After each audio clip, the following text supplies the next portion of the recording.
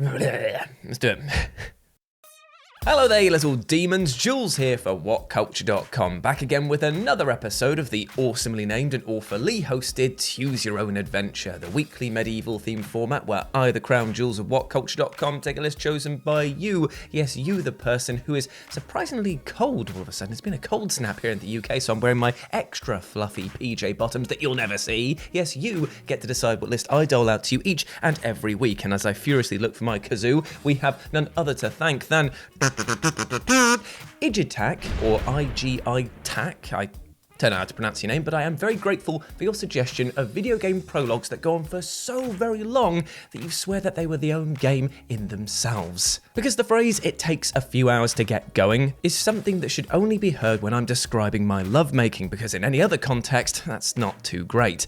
Neither is my lovemaking, to be honest. Because pacing is an incredibly important facet of any video games. I mean, developers don't want to breathlessly ping players from one set piece to the next without respite, but far more crucially, they don't want their paying customers to get bored enough that they hit the big red refund button. But these games clearly didn't get the latter part of that message, because they go on for absolutely ages before, well, to get good. So let's take a look at them. As I'm Jules, this is WhatCulture.com, and these are 8 video games you played for hours before they got good. And you know the drill by now. Put your suggestions for next week's episode down in the comments section below, and with that in mind, let's get on with the list, shall we?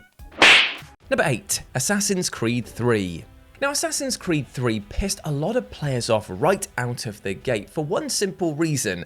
Its marketing suggested that it would be a very different game to what we got. That was a sentence that I did say out of my mouth hole, but still, it basically said that we were going to get this game, but for the first few hours, it was anything but. Though the trailers implied that we'd be playing as a Native American assassin from the jump, the opening hours instead forced the players to take control of British Templar Haytham Kenway, who also happens to be Connor's father. It takes about 3 hours for players to finally play as Connor, and even then, he's still a child when we're first able to control him. And on top of that, it's another 2 hours before you get your classic assassin's garb and start going about doing all the cool stuff. So that is 5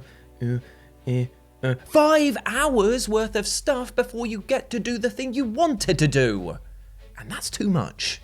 So much so that in 2018, game director Alex Hutchinson even admitted that the game was too slow, and that if he made the title now, the Haytham section would be cut and interspaced throughout the entire game. Number 7, Heavy Rain. Now, given that Heavy Rain is all about a father getting his son back who's been kidnapped by a serial killer, you'd think the game would actually hurry along to that point for the player to start, doing any of the stuff of getting back your son, right? Well, no, because apparently it takes 2 hours, near 2 full hours, for the origami killer to just be like, "Oh, bloody hell, I'm late, I better spring into action." Because yes, it's after 2 hours that the game's true dramatic thrust starts to kick in, with masses of the preceding time devoted to detailing Ethan's tragic backstory and offering brief introductions to Heavy Rain's other playable characters. Going through Ethan's daily routine at the very start of the game proves especially tedious, because controlling him as he takes a piss and brushes his teeth, well, it basically takes the piss instead. Now, things definitely pick up once your son is kidnapped, but still, that is 2 hours of my life that I'm not getting back, watching a man go about his daily routine. Boring.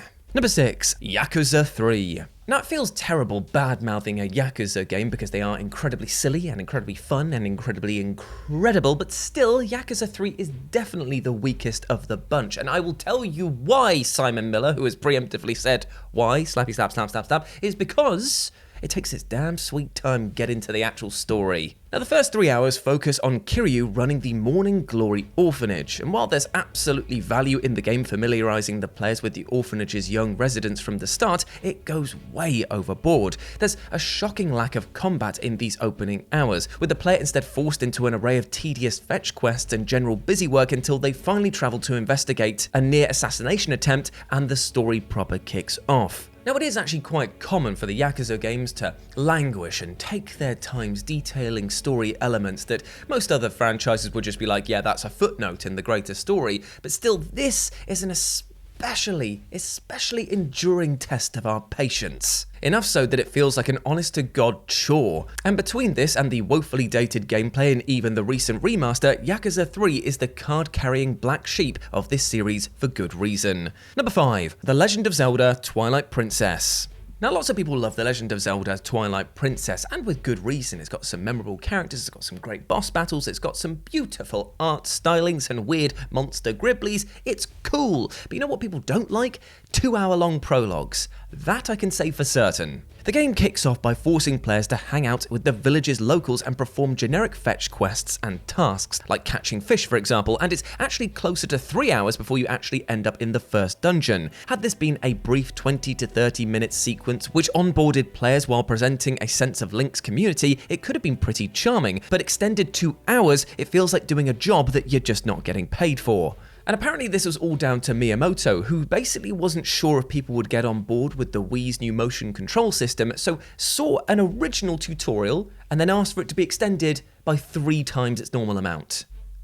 Thanks. But by the time that Link had finally thrown on the iconic green tunic and the adventure begins in earnest, it feels like you've been repeatedly drop-kicking a brick wall for the entire runtime of bloody Oppenheimer. Number 4, Half-Life 2. Okay, let's put the pitchforks and guns down, please. I will explain.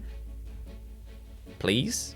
Because Half-Life 2 is an undeniably phenomenal game, and it's surely best remembered for introducing the world to one of the most legendary weapons in video game history, the gravity gun. Now, the gravity gun allows players to pick up objects and propel them away, and much later in the game, it's enhanced to allow Gordon Freeman to throw Overwatch soldiers around like ragdolls. The gravity gun basically makes this game, no matter its other accomplishments, and yet it's easy to forget that Half-Life 2 doesn't actually give you this weapon until around 2 hours into the story, and that is about a quarter of the total playtime. And that's not to say that Half-Life 2 isn't good, it undeniably is. So the pitchforks, like I said before, they are fully down now, right? I'm saying that it is a great game, it's one of my favourite games, and say it with me kids, even with the pitchforks, of all time. But still, people basically remember this for the gravity gun the most, right? So therefore, it truly gets good, and I'm using that in the sort of like God sense here, when you get that gun, right?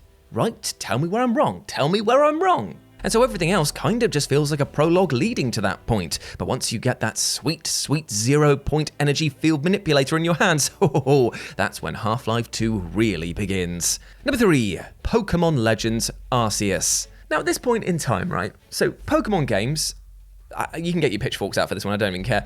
They're basically the same game, right? And I can say that as a Dynasty Warriors fan. It's fine to play the same game over and over and over again, right? But why are we pretending like we're not doing that? And I don't know why I'm looking over to the either side of my monitors here like you're actually here, but still, I'll keep doing it. Like, we pretend with the Pokemon games that it's like a brand new world, it's a brand new adventure, that we have to learn everything from scratch. We don't. We all know how to battle at this point, right? There's very few players jumping on at the newest game as their first game. They've got so many other ones to go on that are cheaper, they probably started somewhere else, right? So why do we need a 2-hour tutorial teaching us the basics in a game that is a spin-off, so it implies you should have already played something else? Right? Am I wrong? While it's clear that Game Freak wanted players of all ages and skill levels to be able to understand and enjoy this game, and that absolutely makes sense artistically and commercially, would it have killed them to include, I already know this, please let me f***ing skip this? And the worst thing about it is the tutorial section here doesn't even feel fun. It is just a laundry list of the stuff you already know, dragged out to excruciating lengths. It's just like, I know what a Pokeball is. Please. Number 2, Suikoden 5. Now, to be fair, Suikoden 5 is a long game no matter how you cut it. It will take you around 50 to 60 hours to see this thing through, right? So you've already invested a lot of time into this game. A lot of time. But you know what also takes a lot of time? For this game to actually start properly. And though there are many debates about precisely what constitutes the game's prologue, you might not end up getting your castle until around 15 hours in, depending on your pace of play. Now, this isn't to say that the preceding hours are boring or a waste of time, because they're absolutely not, but it's one hell of a hefty lead into the rest of the game, and players couldn't be blamed for wishing that it were a little more concise in getting to the point. And the weird thing is that as prologues go, it's not technically that bad. I mean, it introduces you to the world and elements and characters of this game in such amazing detail that you actually end up really falling in love with them and going forward and understandably building good bonds with them. But there is a frustrating lack of anything to actually do battle-wise. So it's a lot of just reading and digesting and reading and digesting. I mean, honestly, just bring a full meal with you for the first 15 hours or so. Just slowly eat that, snack at it, just do whatever. Just maybe even do some housework. Just put it on autoplay and just look over occasionally and just but you'll still get it. You'll still get it. I am going to be talking now about a video game that is fairly new, just been released. So there is major spoilers for the following game. On screen in 3, 2, 1, we're going to be talking about Starfield. So if you want to click out here, absolutely fine. Peace out. Big love to you. But for the rest of you, let's go. Number 1, Starfield. Now, Starfield may be breaking Steam records for Bethesda, but the AAA sci-fi epic isn't without many, many glaring issues, perhaps the most cited of which is the game's lumbering, clunky first few hours. And the game doesn't truly begin until players complete the main quest Into the Unknown, which concludes with them investigating an anomaly which unlocks their first supernatural ability, an anti-gravity field. Now, this completely flips the script, fundamentally changing the way players interact with this game, as they can begin scouring the galaxy in pursuit of almost 24 additional powers of varying utility. Now, it's at this moment that Starfield feels like it actually opens up and becomes something approximating the expansive space opera that Bethesda promised. But here's the thing, even if you stick to the critical path, it takes 5 hours or so to get here, and even more so if you decide to take part in any of the side quests that have been popping up. That probably takes it from like 5 to 10 hours. And that is a long prologue for the game to actually start revving that engine and get pulling out of the station, mixing up a car and a train there. But up until then, there's a strangely underwhelming air around Starfield that it's just missing that something special, and that is because that something special thing is about 5 hours away. And so many critics have actually advised players to stick to the critical path for these opening hours, ensuring that they're not left waiting around longer for things to finally get interesting. And there we go, my friends. I hope that you enjoyed that, and please let me know what you thought about it down in the comments section below. As always, I've been Jules. You can go follow me on the social medias here, and you can follow my lovely editor Dan over here on the social medias as well. Plus, you can swing by the Future Game Show, or FGS, where I do all of my gaming content going forward, and it'd be great to see you over there. But before I go, I just want to say one thing. Even though we spoke today a lot about video games that took ages to get started, there is one thing you can do right now, today, to start living a healthier and happier life, my friend, and that is just being kind to yourself. You deserve the best things in life. You deserve love, happiness, and success, and do not let anything or anyone else tell you otherwise. You are a massive ledge, and you deserve the bloody best. As always, I've been Jules. You have been awesome. Never forget that, and I'll speak to you soon. Bye.